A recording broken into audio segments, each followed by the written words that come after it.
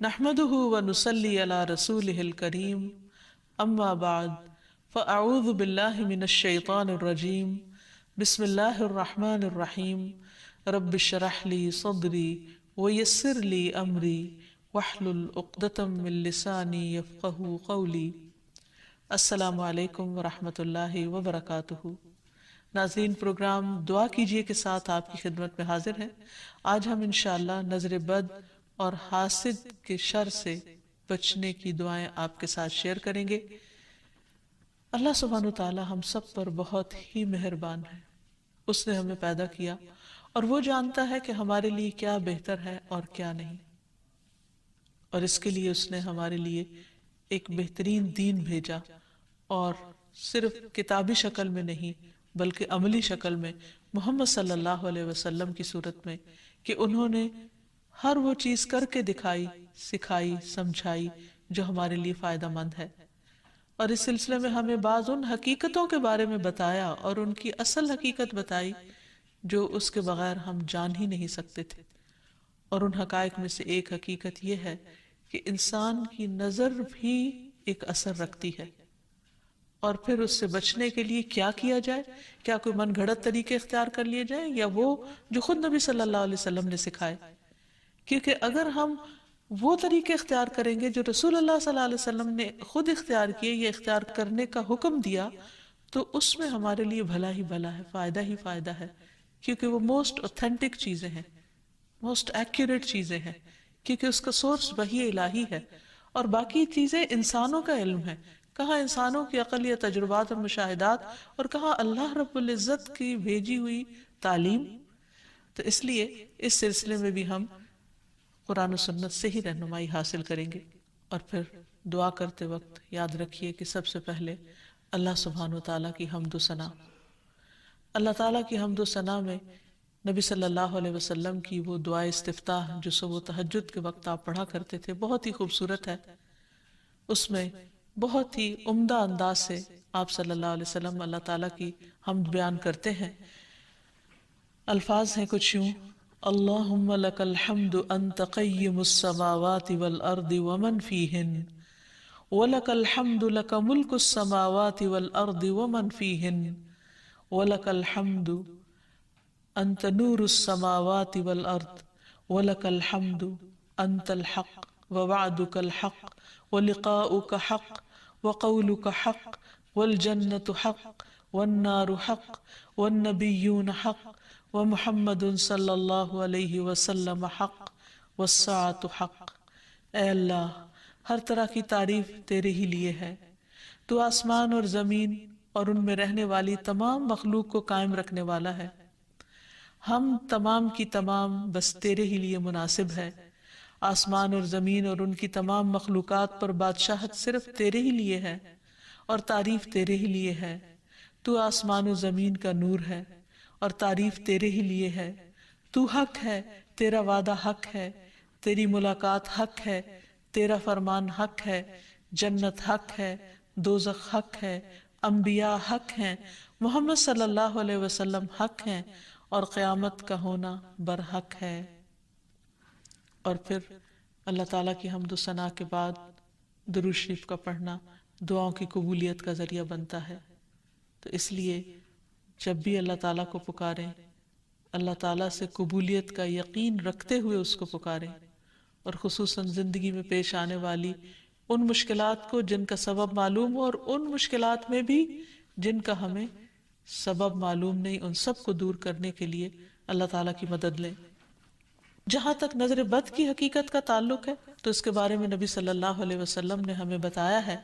آپ نے فرمایا العین حق، کہ نظر لگنا برحق ہے، یعنی انسانی نظر کے اندر ایسی ریز ہوتی ہیں، ایسی تاثیر ہوتی ہے جو دوسرے کے اوپر جا کر اثر انداز ہوتی ہے اور اس کو نقصان پہنچا سکتی ہے، لیکن یہ ہوتا ہے اللہ کے اذن سے، اللہ کے حکم سے۔ اللہ تعالیٰ جس چیز میں چاہے خیر رکھ دے، جس چیز میں چاہے تکلیف کا عنصر رکھ دے، اور اس کے ہر فیصلے میں خیر و بھلائی ہی ہے۔ جو کچھ ہوتا ہے وہ اسی کے حکم سے ہوتا ہے۔ مثلاً ہم دیکھتے ہیں کہ یعقوب علیہ السلام کے بیٹے جب مصر میں سب جا رہے تھے تو انہوں نے خاص طور پر ان کو تلقین کی تھی کہ تم ایک دروازے سے داخل نہیں ہونا، اور اس کی وجہ یہی تھی کہ ان کو ڈر تھا کہ کہیں یہ سارے نوجوان اکٹھے جب مل کر داخل ہوں گے تو دیکھنے والوں کی نظر کا شکار نہ ہو جائیں. تو انہوں نے کہا وَمَا أُغْنِيَ عَنكُم مِّنَ اللَّهِ مِن شَيْءٍ إِنِ الْحُكْمُ إِلَّا لِلَّهِ عَلَيْهِ تَوَكَّلْتُ وَعَلَيْهِ فَلْيَتَوَكَّلِ الْمُتَوَكِّلُونَ. تو انہوں نے کہا کہ میں تمہیں یہ ترکیب ہی بتا سکتا ہوں، لیکن میں تم سے اللہ کی طرف سے آنے والی کوئی چیز ہٹا نہیں سکتا. یعنی اگر پھر بھی اللہ کا حکم تم پر نافذ ہونا ہوا، کوئی نقصان پہنچنا ہوا، تو پھر میں کچھ نہیں کر سکتا، حالانکہ وہ اللہ کے پیغمبر تھے. حکم اللہ کے سوا کسی کا نہیں، اسی پر میں نے بھروسہ کیا اور اسی پر لازم ہے کہ سب بھروسہ کرنے والے بھروسہ کریں. پھر اسی طرح ایک اور روایت میں جو حضرت ابو ذر سے مروی ہے، ہمیں پتہ چلتا ہے رسول اللہ صلی اللہ علیہ وسلم نے فرمایا ہے کہ بے شک نظر بد آدمی کو اللہ کے حکم سے دیوانہ کر دیتی ہے. یعنی بہت سے ذہنی امراض یا نفسیاتی امراض یا ڈپریشن کی وجہ نظر بد بھی ہو سکتی ہے. نظر بد کے بعض اوقات فزیکل اثرات بھی ہوتے ہیں، یعنی جسمانی اثرات بھی ہوتے ہیں. مثلا ایک روایت میں آتا ہے کہ ام سلمہ رضی اللہ تعالیٰ عنہ کہتی ہیں کہ نبی صلی اللہ علیہ وسلم نے ان کے گھر میں ایک لڑکی دیکھی جس کے چہرے پر نظر بد کی وجہ سے کالے دھبے پڑ گئے تھے، یعنی چہرے کا رنگ خراب ہو چکا تھا.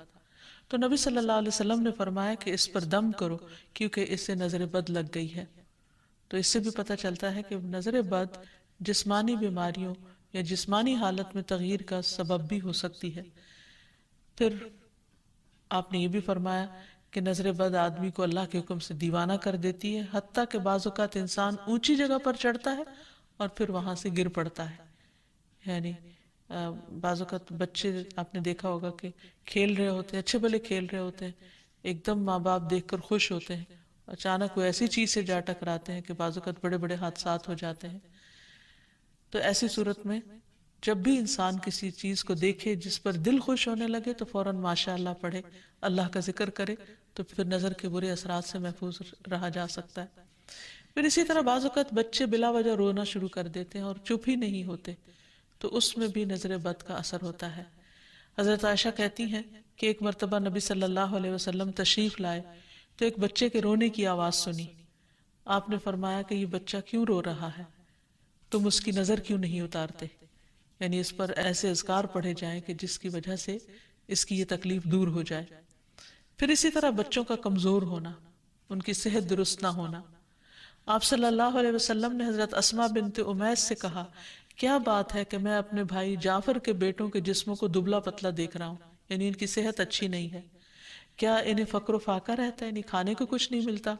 انہوں نے عرض کیا نہیں، بلکہ انہیں بہت جلد نظر لگ جاتی ہے. آپ نے فرمایا انہیں دم کرو. انہوں نے آپ کے سامنے چند کلمات پیش کیے تو آپ نے فرمایا انہیں دم کرو، یعنی ان کلمات کے ساتھ دم کرو. وہ کلمات انشاءاللہ آگے بتائے جائیں گے. پھر اسی طرح بعض اوقات نظر بد کی وجہ سے جان بھی خطرے میں پڑ جاتی ہے یا انسان شدید بیمار ہو جاتا ہے. اور آپ صلی اللہ علیہ وسلم نے خصوصی طور پر ایک موقع پر جب ایک صحابی نے دوسرے کو دیکھا تو ان کی طبیعت خراب ہو گئی، تو آپ صلی اللہ علیہ وسلم نے خود ان کے سینے پر 3 دفعہ ہاتھ مارا اور یہ دعا پڑھی اللہم اذھب عنہ حرہا وبردہا ووصبہا، اے اللہ اس کی گرمی اور سردی اور بیماری اور لاغری دور کر دے. پھر کھڑے ہوئے اور فرمایا جب کسی کو اپنے بھائی کا وجود یا کوئی مال پسند آئے، یعنی کوئی چیز اٹریکٹ کرے، تو اس کے لیے برکت کی دعا کرے کیونکہ نظر لگ جانا برحق ہے.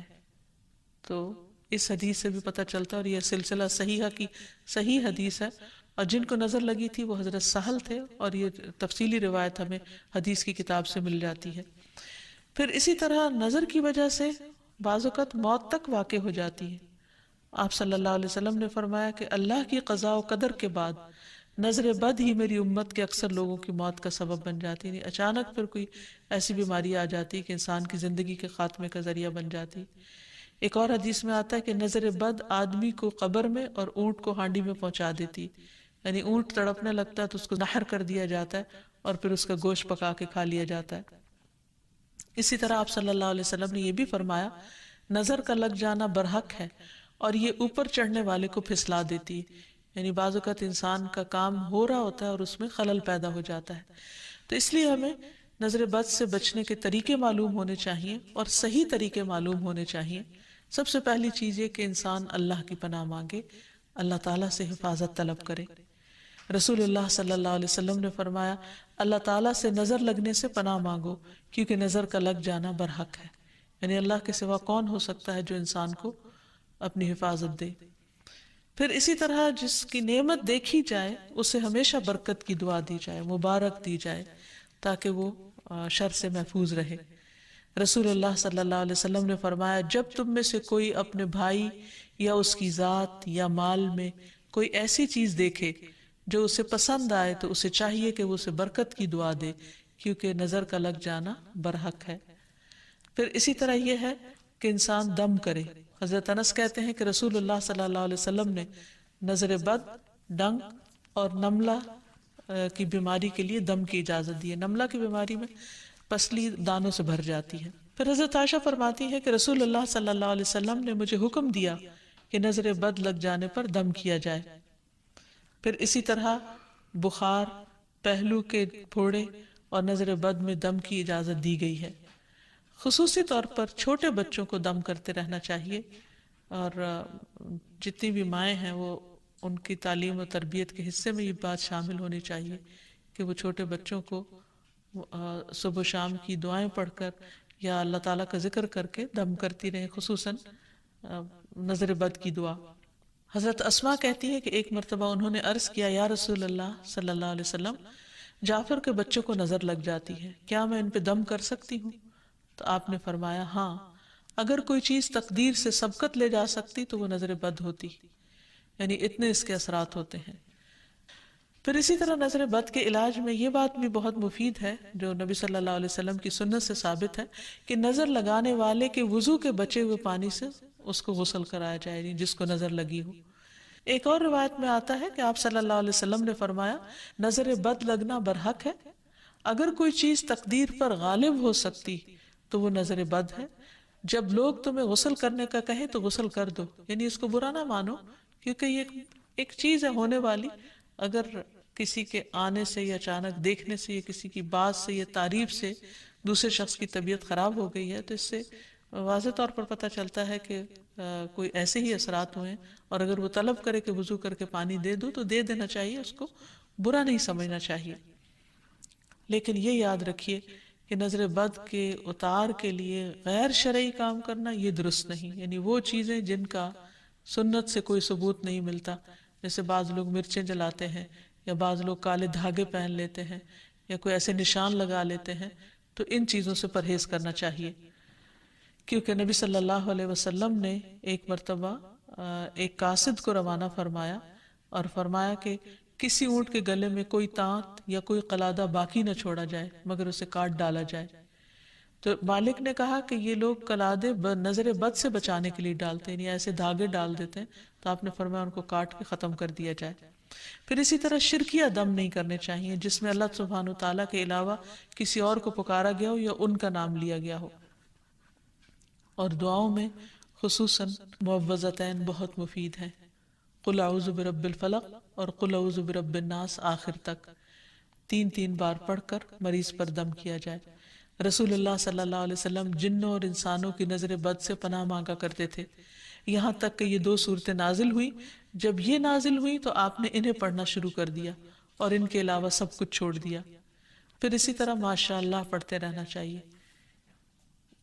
قرآن مجید میں آتا ہے وَلَوْلَا إِذْ دَخَلْتَ جَنَّتَكَ قُلْتَ مَا شَاءَ اللَّهُ لَا قُوَّةَ إِلَّا بِاللَّهِ، اور جب تو اپنے باغ میں داخل ہوا تو تم نے یہ کیوں نہ پڑھا کہ ماشاء اللہ لا قوت الا باللہ، یہ اس شخص کو کہا گیا جس کا باغ جل گیا تھا۔ سورۃ کہف میں اس کی کہانی موجود ہے، اور اس کا معنی کیا ہے کہ وہی ہوتا ہے جو اللہ چاہتا ہے، اور اللہ کی توفیق کے بغیر کسی کا کچھ زور نہیں۔ پھر اسی طرح کچھ دیگر مسنون دعائیں ہیں جن کا پڑھنا نظر کے لیے فائدہ مند ہے۔ ابن عباس کہتے ہیں کہ نبی صلی اللہ علیہ وسلم حضرت حسن اور حسین کے لیے پناہ طلب کیا کرتے تھے اور فرماتے تھے کہ تمہارے دادا ابراہیم علیہ السلام بھی ان کلمات کے ذریعے اسماعیل اور اسحاق علیہم السلام کے لیے اللہ کی پناہ مانگا کرتے تھے. اعوذ بکلمات اللہ التامۃ من کل شیطان وہامۃ ومن کل عین لامۃ. میں پناہ مانگتا ہوں اللہ کے پورے پورے کلمات کے ذریعے ہر ایک شیطان سے، ہر زہریلے جانور سے اور ہر نقصان پہنچانے والی نظر بد سے. پھر اسی طرح ایک اور دم بھی ہے. حضرت عائشہ کہتی ہے کہ میں رسول اللہ صلی اللہ علیہ وسلم پر نظر بد سے حفاظت کے لیے دم کیا کرتی تھی، یعنی وہ خود کرتی تھی، اور وہ اس طرح کہ میں اپنا ہاتھ ان کے سینے پر رکھتی اور یہ دعا پڑھتی: امسح البأس رب الناس بیدک الشفاء لا کاشف لہ الا انت. اے لوگوں کے رب، اس تکلیف کو دور فرما دے، شفا تیرے ہاتھ میں ہے اور تیرے علاوہ کہیں اور سے شفا نہیں مل سکتی. اسی طرح حاسد کا حسد بھی نقصان دیتا ہے، جس سے بچنے کے لیے اللہ سبحانہ وتعالیٰ نے قل اعوذ برب الفلق اتاری، جس کے آخر میں آتا ہے ومن شر حاسد اذا حسد، کہ حاسد کے حسد سے بچنے کے لیے اللہ تو مجھے اپنی پناہ میں رکھ. اور حسد کہتے ہیں کسی انسان کو ملنے والی نعمت کے ختم ہونے کی تمنا کرنا، خواہ خود کو حاصل کرنے کا شوق ہو یا نہ ہو، یا تمنا ہو یا نہ ہو، تو اس سے منع کیا گیا ہے، اس کی حرمت بیان کی گئی ہے. نبی صلی اللہ علیہ وسلم نے فرمایا آپس میں حسد نہ کرو، آپس میں بغض نہ رکھو، قطع رحمی نہ کرو، اللہ کے بندو بھائی بھائی بن جاؤ. اور یہ ایمان کے منافی صفت ہے کہ کسی بندے کے دل میں ایمان اور حسد اکٹھے نہیں ہو سکتے. پھر یہ دین کو مونڈ دینے والی صفت ہے. پھر اسی طرح یہ ہے کہ لوگوں کی خیر خواہی اسی میں ہے کہ وہ ایک دوسرے سے حسد نہ کریں. آپ نے فرمایا لوگ اس وقت تک خیر پر رہیں گے، بھلائی ہوگی ان کی، جب تک کہ وہ حسد نہیں کریں گے.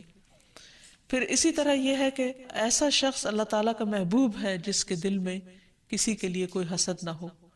عام طور پر حسد کی وجہ یہ ہوتی ہے کہ انسان اپنے آپ کو بڑا سمجھتا ہے، وہ سمجھتا ہے کہ ساری خیر اور بھلائی صرف اسی کا حق ہے، اور جب وہ دیکھتا ہے وہ کسی اور کو بھی مل رہی ہے تو اس پر پریشان ہوتا ہے اور اس سے چھیننے کی فکر کرتا ہے. اور یہ ان خرابیوں میں سے جو بہت اول دور میں پائی گئی. مثلا ابلیس نے انسان کو سجدہ کیوں نہیں کیا؟ حسد کی بنا پر. قابیل نے حابیل کو کیوں قتل کیا؟ حسد کی بنا پر. تو اسی طرح کسی بھی انسان کے اندر جب تکبر آتا ہے، غرور آتا ہے، ابلیسی صفات آتی ہیں، تو وہ یہ سوچتا ہے کہ اس کا مقام اور مرتبہ بس اسی کو ملے، کسی اور کی طرف نہ جائے. یا کسی کو بھی اگر نعمت ملے تو وہ اس پر جالس ہو جاتا ہے. اور یہ بنیادی طور پر اس کی وجہ دنیا کی محبت کا زیادہ ہونا ہے.